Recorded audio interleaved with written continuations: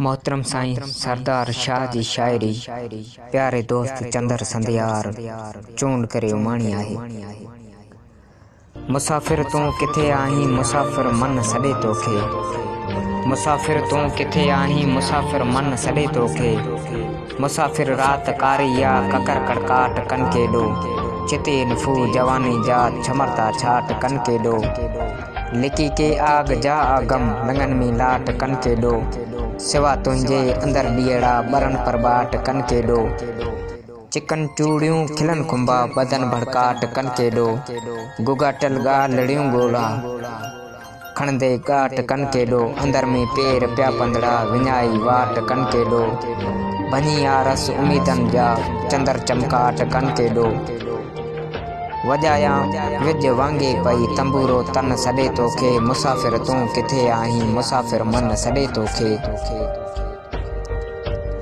मुसाफिर उन थी ईंदे त मां मल्हार थी पवंदुसि, घटाऊं घाघरो थींदियूं ऐं आऊं कुंवार थी पवंदुसि। रंगींदे रूह जे राणा त मेहंदी ॾार थी पवंदुसि, गिची में तूं जे पाईंदे हथनि जो हार थी पवंदुसि। हीअड़ो हंध तुंहिंजे लाइ विछाई वार थी पवंदुसि।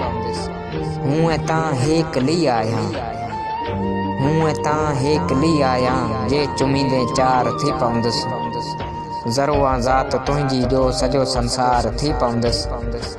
न आई हेल जे ढोलिया बदन ते बार थी पवंदुसि। संदल जी काठ वांगे पियो जलियो जो बन सॾे तोखे, मुसाफिर तू किथे आहीं मुसाफिर मन सॾे तोखे। मुसाफिर प्यार जे वसंदो पलर पालोट ॾेई वेंदो, अखियुनि जो रण छॾे सपनो कतनि खे कोट ॾेई वेंदो। चुमी जो चंड जे चिमकियो चङेरी चोट ॾेई वेंदो, उञारो चोर को बादल अखियुनि जी ओट ॾेई वेंदो।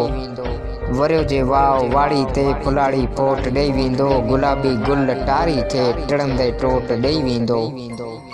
खतेरो खेवण जीअं ईंदो खिली का खोट ॾेई वेंदो, अङण ते नाज़ बू नचंदा मीहड़ो मोट ॾेई वेंदो।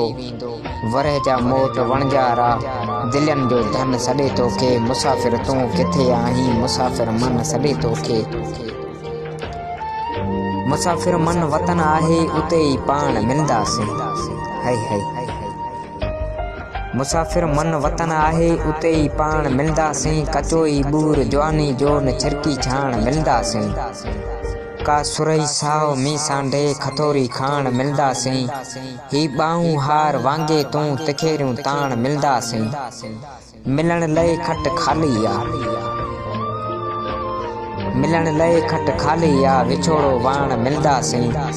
बदन जी बात ॿी आहे अखियुनि खे आण मिलंदासीं। मां तो में तो जियां हूंदुसि मिठा तू माण मिलंदासीं, अला से आसरा तुंहिंजा हींअर ई हाण मिलंदासीं। फुटी फारूं थियो हींअड़ो, फुटी फारूं थियो हींअड़ो ही हेरण पन सॾे तोखे, मुसाफिर तू किथे आहीं मुसाफिर मन सॾे तोखे। मुसाफिर तू किथे आहीं मुसाफिर मन सॾे तोखे।